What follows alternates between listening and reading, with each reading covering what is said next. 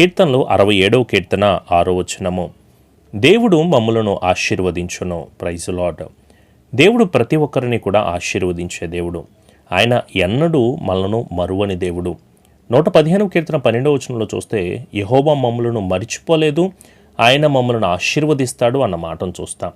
ఇది మొదలుకొని నేను మిమ్మల్ని దీవిస్తాను అన్న, మునుపటి కంటే అధికమైన మేలు మీరు పొందుకుంటారు అన్న, దేవుని ఆశీర్వాదం గొప్ప ఐశ్వర్యం ఇస్తుందని సామెతల్లో మనకు మాట్లాడినా, మనకి స్టార్టింగ్ నుంచి ఈ క్షణము ఈ నిమిషం వరకు కూడా మనను ఆశీర్వదించే దేవుడు, దీవించే దేవుడు. నా మీద ఆశీర్వాదం లేదు, నేను కృప పొందుకోలేకపోతున్నా, నేను దీవెన పొందుకోలేకపోతున్నా, నా మీద ఆశీర్వాదం ఆ బ్లెస్సింగ్ నాకు కనిపించట్లేదు పాస్టర్ గారు అంటే, తప్పకుండా దేవుడు ప్రతి ఒక్కరిని ఆశీర్వదిస్తాడు. ఆయన హస్తాలు కొరచ చేసుకునే దేవుడు కాదు. ఆయన మనం మొరపెట్టే మొరను వినకుండా ఉండే దేవుడు కాదు. ఎందుకని ఈ శ్రమ ఎదురవుతుంది? కొంతమంది మాట్లాడుతూ ఆర్థిక ఇబ్బందులతో ఉన్నామని మేము బాధపడుతున్నామండి, అనారోగ్య సమస్యలతో మేము పీడించబడుతున్నాం, స్వస్థత లేక కుటుంబంలో సమస్యలతో బాధపడుతున్నాం, మేము చేస్తున్న జాబులో వ్యాపారంలో మాకు వృద్ధి రావట్లేదు, మేము ఏ పని చేస్తున్నా వెనక్కి వెళ్ళిపోతున్నాం, మేము ఎక్కడ బ్లెస్సింగ్ని మేము పోగొట్టుకుంటున్నాం, ఎక్కడ దీవెనను మేము పోగొట్టుకుంటున్నాం. నరులందరిని ఆశీర్వదిస్తాడా అంటే అనేక వచనాల్లో మనం చూస్తాం. ఆదికాండం 1:28 మనం చూస్తే యెహోవా మనలను ఆశీర్వదిస్తాడు, బాగా దీవిస్తాడు, మనం ఫలభరితంగా ఉంటాం. కానీ మీరు చెప్తున్న మాటలకి మేము ఇప్పుడు అనుభవిస్తున్న శ్రమ కష్టానికి నాకు అర్థం కావట్లేదు పాస్టర్ గారు అంటే, సమస్య మన దగ్గరే ఉంది. నేను చెప్తున్న ప్రతి మాట మీకు చిన్నగా అనిపించవచ్చు, కానీ దేవునికి మనకి మధ్య అడ్డుగోడగా ఇవి ఉండిపోయినాయేమో. అందుకే యెషయా గ్రంథం 59వ అధ్యాయంలో మనం చూస్తాం, రక్షింపనేరకు ఉన్నట్లు యెహోవా హస్తం కొరచు కాలేదు, విననేరకు ఉన్నట్లు ఆయన చెవులు మందం కాలేదు, కానీ మీకును నాకును మధ్య అడ్డుగోడగా మారిపోయిన పాపాలు దోషాలు మీకు నాకు మధ్య ఒక పెద్ద బండగా ఉన్నాయేమో, లేకపోతే ఒక అడ్డుగోడగా మారిపోయినాయేమో. మనం దేవుని దగ్గర ప్రాధేయపడి ప్రయాసపడి ప్రార్థన చేసి దేవుణ్ణి మరలా స్తుతించి ఆయన దగ్గరికే వచ్చి ఆయనకు సమీపస్తులుగా మనం ఉంటే తప్పక నీకున్న ప్రతి శోధన, ప్రతి కలవరం, ప్రతి ఇబ్బంది, నువ్వు అనుభవిస్తున్న ప్రతి శోధనకరమైన పరిస్థితి విడుదలను పొందుకుంటాం. దేవుణ్ణి ఆశ్రయించి వారందరి మీద ఆయన ఆశీర్వాదం ఉంటుంది. దేవుని మీద ఆధారపడుతున్న వారందరి మీద, ఎవరైతే శుద్ధ హృదయం కలిగి ఉంటారో వారందరి మీద ఆశీర్వాదం ఉంటుంది. ఎవరైతే ప్రార్థన చేస్తారో ప్రార్థించిన వారందరి మీద ఆశీర్వాదం ఉంటుంది. ఎవరైతే దేవా నీవే నాకు దిక్కు అని ఆయన సన్నిధిలో నిలిచి మొరపెడతా ఉంటారో వారందరి మీద కూడా దేవుని ఆశీర్వాదం ఉంటుంది. కానీ నువ్వు దూరం అయిపోయావు, ఆయన ఆశ్రయించడం వదిలిపెట్టేశావు, ఆయన మీద ఆధారపడడం వదిలిపెట్టేశావు, నీ హృదయాన్ని శుద్ధి చేసుకోకుండా లోక సంబంధమైన అనేక విషయాలకి నీ హృదయాన్ని అప్పగించేసుకున్నావు. మరొకసారి ప్రభు పిలుస్తున్నారు ఈ వాక్యము ద్వారా, నీవు ఆయన దగ్గరికి చేరు, ఆయనను చూడు, ఆయన మీదే ఆధారపడు. అబ్రహాము వలె, ఇస్సాకు వలె, లాబాను వలె, యాకోబు వలె, నోవాహు వలె, అతని బిడ్డల వలె మనం ఆశీర్వదించబడాలి. మీ కుటుంబాలు ఇంకా ఇంకా ఫలభరితంగా నడిపించబడాలి. మీకున్న దుఃఖ దినములన్నీ పోయి ఆనందభరితమైన స్థితిలోకి మీరు అందరూ మార్చబడాలి. మన దుఃఖమును నాట్యముగా మార్చగలిగిన దేవుడు, మనము అనుభవిస్తున్న ప్రతి వేదనకరమైన పరిస్థితిని మార్చి సంతోషభరితంగా నడిపించే గొప్ప దేవుడు మనకున్నాడు. మరి మేము ఏం మార్చుకుంటే ఆశీర్వదించబడతాం పాస్టర్ గారు? చాలా సింపుల్. ప్రభు మనతో చెప్తున్న మాట, ఏశావు తిండిని ఆశించి తన జ్యేష్ఠతను అమ్మివేసుకున్నాడు. ఈరోజు చాలామంది తిండి కోసమే బతుకుతున్న వాళ్ళుగా ఉంటున్నారు. ఎప్పుడు ఏం తిందామా, ఏం కట్టుకుందామా, ఏం ధరించుకుందామా, వీటిని గురించి ఎక్కువ ఆలోచన చేసేస్తున్నాం. నువ్వు వీటి గురించి ఎక్కువ కంగారు పడాల్సిన అవసరం లేదు.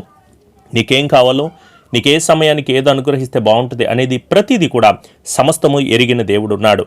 అందుకే మీరు తిండిపోతులుగా ఉండొద్దు. వారి కడుపే వారికి దేవుడిగా ఉంటుందంట. వారు కడుపుకి దాసులుగా మార్చబడుతున్నారంట. అందుకే యేసుప్రభులు వారు చెప్తారు, మనుషుడు రొట్టె వల్ల కాదు కానీ దేవుని నోటి నుంచి వచ్చే ప్రతి ఒక్క మాట వల్ల కూడా బ్రతుకుతాడు. అందుకే దేవుని వాక్యం వినడానికి మీరు ఇష్టపడండి. ఈరోజు మీరు ఆశీర్వాదాన్ని పోగొట్టుకోవడానికి ఇది కారణమవుతుందేమో ఒకసారి చూసుకోండి. కొంతమంది తాగుబోతులుగా ఉంటున్నారు. తాగుడు, ఆ మద్యము ఆ మనిషి నాశనం అవడానికి కారణమవుతుంది. ఆ తాగుడు అనే భయంకరమైన పాపంలో పడిపోయి విడుదల లేక అనేకమైన తప్పులు చేసే వాళ్ళు కూడా ఉంటున్నారు. సేవకుల కుమారులే, ఏలీ కుమారులు ఏమయ్యారు? తాగి స్త్రీలతో పాపం చేశారు అని మనకు అనిపించింది. తాగుబోతులకి భయంకరమైన శ్రమలు వస్తాయి, జాగ్రత్త. తాగుబోతులతో మీరు సహవాసం చేయొద్దు. అలాంటి తాగుబోతులతో సాంగత్యం మనం చేయకూడదు. మద్యము మనకి అల్లరి రేపుతూ ఉంటుంది. అందుకే ఒకవేళ నువ్వు తాగుతూ ఉంటున్నావేమో, ఆ వ్యసనానికి అలవాటు పడిపోయావేమో, లేకపోతే నీ భర్త, నీ భార్య, నీ బిడ్డలు ఒకవేళ ఈ తాగుడికి బానిసత్వంగా ఉంటున్నారేమో, మనం ఆశీర్వదించబడకపోవడానికి, ప్రత్యేకంగా మీరు దీవించబడకపోవడానికి కారణం ఈ తాగుబోతు జీవితమేమో. సోమరితనం వల్ల నీవు దీవించబడలేవు. ఇది గుర్తుపెట్టుకో. సోమరి చేముల యొద్దకు వెళ్ళమన్నాడు. నువ్వెందుకు అంత ఆలస్యం చేస్తూ ఉంటున్నావు? సోమరి ఎంత ప్రయాసపడినా, అందుకే చాలామంది తిడతా ఉంటారు, సోమరివాడు ఏమీ పొందుకోలేడు, సోమరివాడు ఏమి సంపాదించలేడు, ఈ సోమరితనం కలిగిన వాడు ఏమీ కష్టపడలేడు, సోమరిని ఎవడు పనిలో పెట్టుకోడు. అలాంటిది సోమరిని దేవుడు ఎలా ఆశీర్వదిస్తాడు? నీవు నిద్రపోతనంతో ఉన్నావేమో. యోనా నిద్రపోయి ఏమయ్యాడు? ఐతుకు నిద్రపోయి ఏమయ్యాడు? పేతురు జైల్లో నిద్రపోయాడు అనుంటది. మరి నువ్వెక్కడ నిద్రపోతున్నావు? సమయం అంతా అయిపోయిన తర్వాత, వేస్ట్ అయిపోయిన తర్వాత, నీవు నీ జీవితాన్ని పాడు చేసుకున్న తర్వాత నువ్వు ఎన్ని ఆశీర్వాదాలు వెతికినా ఏం ఉపయోగం? అందుకే పొగరుబోతులుగా, తిట్టుబోతులుగా, గొడ్డుబోతులుగా మీ జీవితాలు మీరు మార్చుకోవద్దు. మీ జీవితాన్ని ఆశీర్వాదకరంగా మార్చుకోవాలనే సేవకుడిగా నీ మేలు కొరకే చెప్తున్నాను. దేవుని యొక్క కృప మనం అందరం పొందుకోవాలి. ఆయన బ్లెస్సింగ్ను మనం పొందుకోవాలి. ఆయన ఆశీర్వాదాన్ని మనం పొందుకోవాలి. నేను ఈ శ్రమలో, ఈ శోధనలో, ఈ ఇబ్బందులో, ఈ కలవరంలో ఉన్నాను అని నువ్వు ఎందుకు బాధపడతావు? జిగట కలిగిన ఊబిలో నుంచి లేవనైతే దేవుడే. నాశనకరమైన తెగులు రాకుండా మనను బలపరిచేది దేవుడే. ఆయనకే మహిమ, ఆయనకే ఘనత చెల్లించే విధంగా ఈ క్షణమే ప్రార్థన చేస్తే బాగుంటుందేమో కదా. ఈ క్షణమే దేవుని అడిగి ప్రయాసపడి, ప్రభువా, ఒకవేళ నేను దీవించబడలేకపోతున్నా, ఇక మీదట నేను ఆశీర్వదించబడాలని ఆశ కలిగి ఉన్నావా? ఇప్పుడే మోకరించు, ఇప్పుడే ప్రభువుని అడుగు, దేవా నన్ను దీవించు. ఈ లోక సంబంధమైన అనేకమైనవి నన్ను పట్టుకుని నేను నాశనమైపోతున్నా, నా బ్రతుకుని పాడు చేసుకుంటున్నాను, ఇక మీదట నేను అలా ఉండను ప్రభువా, నీ కొరకు నేను నిలబడతాను అని ఆయన అడిగితే ఆయన నీ పాపాలను క్షమించే దేవుడు, నీకున్న ప్రతి ఒక్క ఇబ్బందిని తీసివేసే దేవుడు, మన శోధనలన్నింటినీ జయాన్ని కలుగు చేసే దేవుడు, మన కన్నీటిని ఆనందంగా మార్చగలిగిన దేవుడు, మన వేదనకు ప్రతిగా పూదండనిచ్చి నడిపించే గొప్ప దేవుడున్నాడు. మన దుఃఖ దినములన్నీ కూడా సమాప్తం చేసే మహోన్నతమైన దేవుడు మన పక్షాన ఉన్నాడండి. మరి ఇంకెందుకు ఆలస్యం? ఇంకా రక్షణ పొందుకోవడానికి, దేవుని దగ్గరికి రావడానికి, ఆయన యొక్క ఆశీర్వాదాన్ని పొందుకోవడానికి ఇంకా నీ మనోనేత్రాలు వెలిగించబడట్లేదు. ఒకసారి ఈలోక సంబంధమైన ఏడ్పు ఆపేసి, ఇక్కడ నువ్వు పడుతున్న బాధ అంతా కూడా వదిలిపెట్టేసి ప్రభు దగ్గరికి రా, ఆయన దగ్గరే వేడుకో. ఇప్పుడే మోకరించు, ఆయిల్ తీసుకోండి, ప్రార్థన చేసుకుందాం. కృప కలిగిన దేవా, జీవము కలిగిన దేవా, మాతో మీరు మాట్లాడుతున్నందుకు వందనాలయ్యా. దేవా మమ్మల్ని ఆశీర్వదిస్తాను అని చెప్పావు, మాకు ఐశ్వర్యాన్ని ఇస్తానని చెప్పావు. దేవా మమ్మల్ని ఆశీర్వదించి ఉన్నతమైన కృపతో నింపుతానని మాతో మాట్లాడుతున్న దేవా మీకు వందనాలయ్యా. కానీ మేమే ఆశీర్వాదాన్ని పోగొట్టుకుంటున్నాం. మేము చేస్తున్న పనులు, మేము చేసే చేష్టలు, మేము వెళ్ళే నడవడిక, మేము మాట్లాడే మాటలు, మేము చూస్తున్న చూపు, మేము వెళ్ళే క్రమం, ఇవన్నీ కూడా మేము ఆశీర్వాదాన్ని పోగొట్టుకునేలాగా ఉంటున్నాయి ప్రభువా.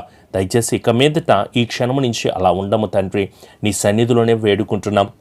నీ బిడ్డల పక్షాన మేము ప్రార్థన చేస్తున్నాం. ఒక్కసారి మా ప్రార్థనను ఆలకించండి అయ్యా. ప్రతిఫలమును కలుగు చేయండి. ప్రతి శోధన నుంచి మా అందరికీ జయాన్ని కలుగు చేయండి. మాకున్న ప్రతి బాధను ఆనందంగా మీరు మార్చండి. మేము అనుభవిస్తున్న ప్రతి వేదనకు ప్రతిగా పూదననిచ్చి మమ్మల్ని నడిపించండి ప్రభువా. అనుభవిస్తున్న ప్రతి శోధనకి నీ బిడ్డలు జయాన్ని పొందుకొని మా దేవుడు మా పట్ల గొప్ప కార్యం చేశాడని అన్ని జనుల ఎదుట సాక్షిగా నిలబెట్టడానికి నీ సహాయమును మాకు అనుగ్రహించండి ప్రభువా. ప్రతి పరిస్థితుల్లో, చేస్తున్న ప్రతి వ్యాపారంలో, వారి రోగ సమస్యలో, అనారోగ్య పరిస్థితుల్లో, వారికి ఉన్న ఆర్థిక ఇబ్బందుల్లో, వారు అనుభవిస్తున్న ప్రతి వ్యాధను నాయన సంతోషంగా మీరు మార్చి నడిపించి స్థిరపరిచి కృప దయచేయమని మీ మీదే ఆధారపడుతున్నారు. మిమ్మల్ని ఆశ్రయంగా చేసుకుని నిలబడుతున్న ప్రతి ఒక్కరి పట్ల కూడా నూరంతల కృపను, క్షేమమును, బలమును, సమాధానాన్ని అనుగ్రహించి ఈ పరిచర్య ద్వారా కట్టబడుతున్న మందిరాలను మీరు దీవించండి. పేద బిడ్డల కొరకు ఏర్పాటు చేసిన ప్రతి క్రమాన్ని కూడా నాయన ఉన్నతమైన కృపతో, దీవెనతో నడిపించి బలమును దయచేయండి.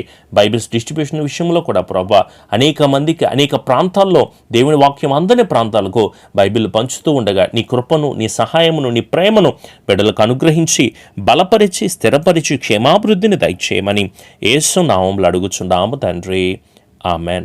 మన తండ్రి అయిన దీవెన, కుమారుని యొక్క కృప, పరిశుద్ధాత్మని యొక్క సహవాస సన్నిధి ఈ రోజంతా బిడ్డలకు తోడై ఉండి నూరంతల క్షేమాలతో నీ బిడ్డలను వారు చేస్తున్న ప్రతి పనిలో ఉన్నతమైన ఆశీర్వాదాన్ని దయచేయబడునుగాక.